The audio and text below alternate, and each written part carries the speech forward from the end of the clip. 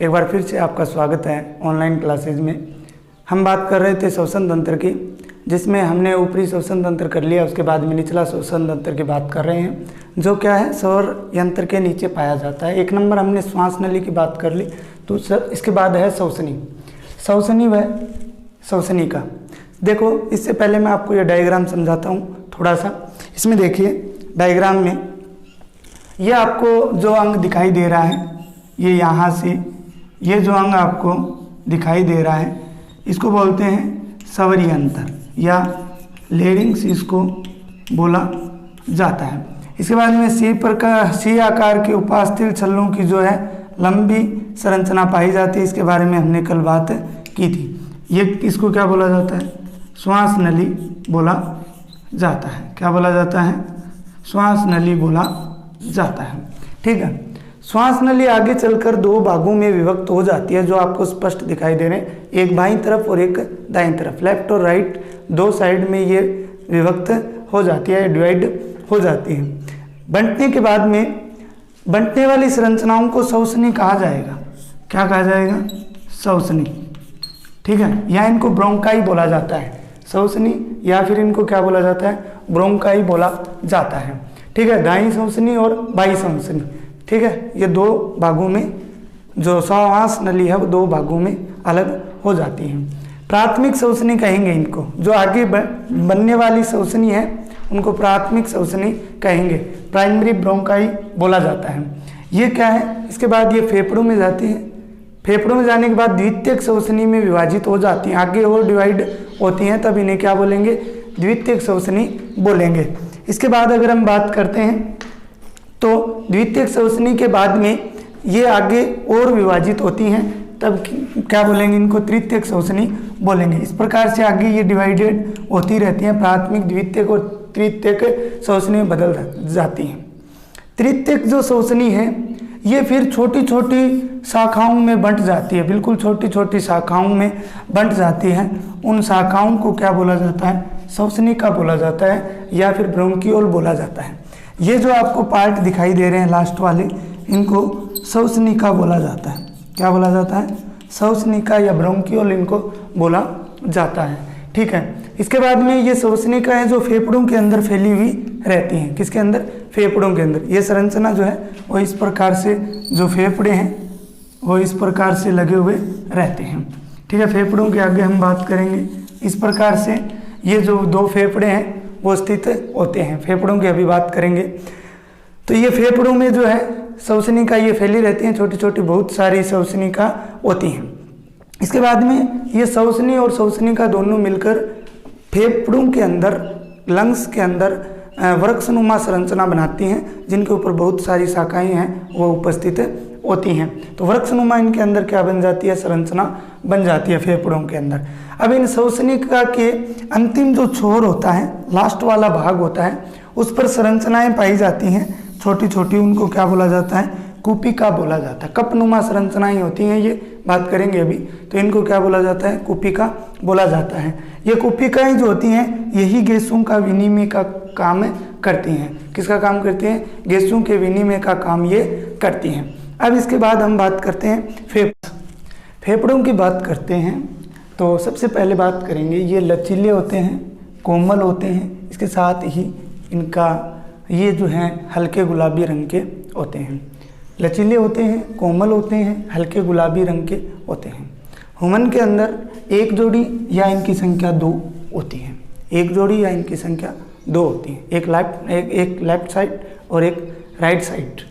अगर इनकी पोजीशन की बात करें, स्थिति की बात करें, तो जो वक्षस्थल है, छाती वाला जो भाग है, वक्षस्थल जो है के दाएं व बाएं, लेफ्ट एंड राइट भाग में जो डायफ्राम है उसके ठीक ऊपर पाए जाते हैं। मध्यपट जो होता है उसके ठीक ऊपर पाए जाते हैं। इसके बाद बात करते हैं, ये जो होते हैं फेफड़े, ये असंख्य श्वास नलिकाओं, कुपिकाओं, रक्तवाहिनियों, लसिका वाहिनियों, लचीले तंतुओं, झिल्लियों तथा अनेक कोशिकाओं से मिलकर बने हुए होते हैं। फिर से एक बार, असंख्य श्वास नलिकाएं होती हैं इनके अंदर। कुपिकाएं अभी लगभग 30 मिलियन कुपिकाएं होती हैं। 1 मिलियन में 10 लाख होते हैं, तो आप सोच लो। कुपिकाएं, रक्तवाहिनियाँ, लसिका वाहिनियाँ, लचीले तंतुओं, झिल्लियों तथा अनेक कोशिकाओं से मिलकर ये बने हुए होते हैं। इसके अलावा अगर हम बात करें कुछ महत्वपूर्ण बातों की, तो दायां फेफड़ा जो होता है वो बाएं फेफड़े से लंबाई में थोड़ा छोटा होता है। क्या बताया?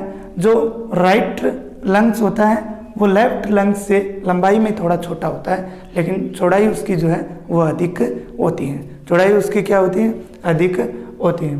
इसके अलावा अगर बात करें, फेफड़े जो होते हैं चाहे बायां हो चाहे दायां हो, उनके अंदर खंड पाए जाते हैं।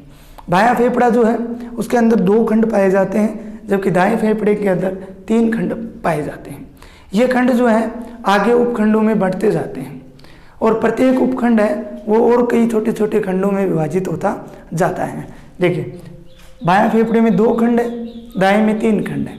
ये खंड जो है आगे कई जो है उपखंडों में विभाजित होते हैं और उपखंड है वो कई अनेक, प्रत्येक उपखंड जो है वो अनेक छोटे छोटे खंडों में विभाजित हो जाता है।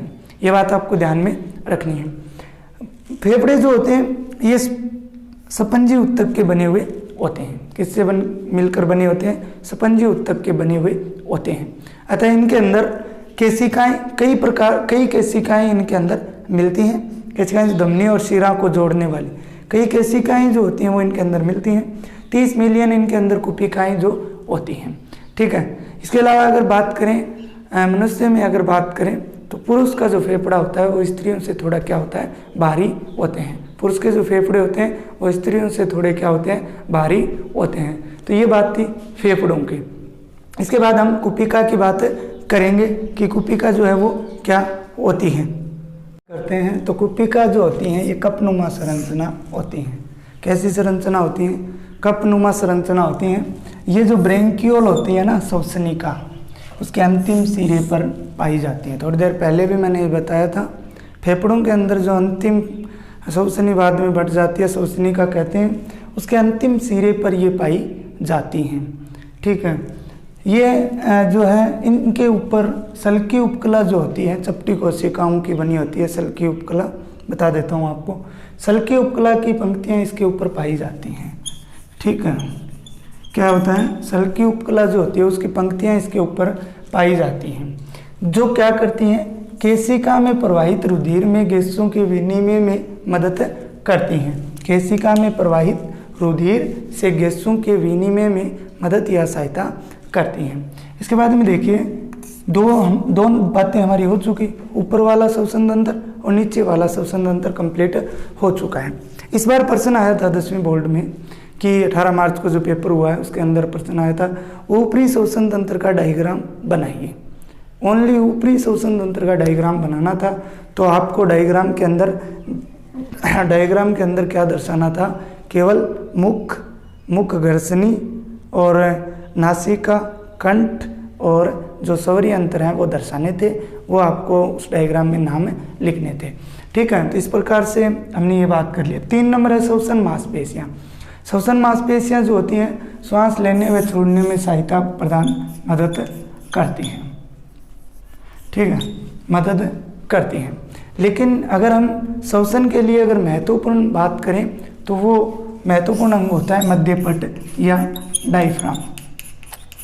अगर बात देखो, पाया कहाँ जाता है? ये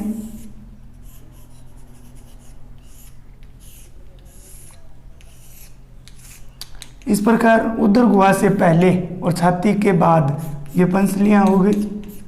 ठीक है। ये श्वास नली आती है, ये इधर बंट जाती है, ये फेफड़े हो गए। ठीक है, फेफड़े हो गए। इनके नीचे ये संरचना पाई जाती है मध्यपट, जो क्या होती है? कंकाल पेशी होती है। कौन सी पेशी होती है? कंकाल पेशी होती है। ठीक है, कंकाल पेशी इसको बोला जाता है। ये पतली चादरनुमा संरचना है। पतली क्या होती है? इस प्रकार से चादरनुमा संरचना होती है।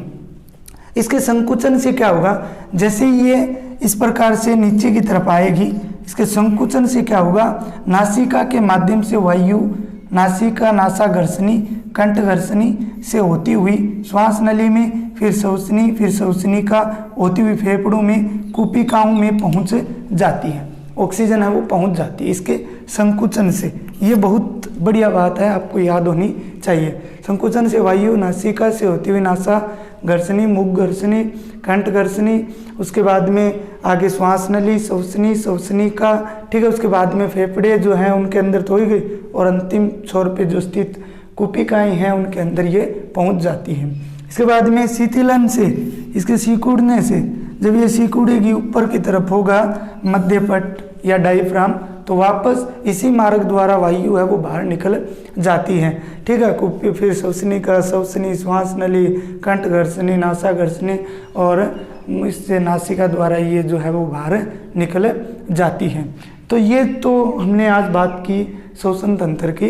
अब श्वसन तंत्र का आपके क्रिया विज्ञान दे रखा है कि श्वसन तंत्र के क्रिया विज्ञान क्या होता है, उसकी फिजियोलॉजी ऑफ रेस्पिरेशन की बात हम करेंगे। तो वो देखिए क्या होता है। तो श्वसन की क्रिया विज्ञान की बात करते हैं।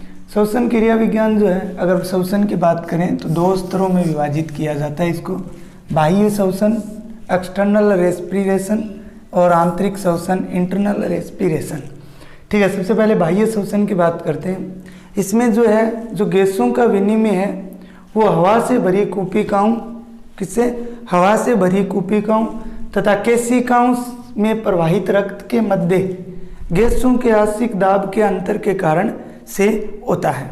फिर से देखिए, गैसों का विनिमय जो है वह हवाओं से भरी कूपिकाएं तथा केशिकाओं में प्रवाहित रक्त के मध्य गैसों के आंशिक दाब के अंतर के कारण होता है। आंशिक दाब के अंतर के कारण ये होता है।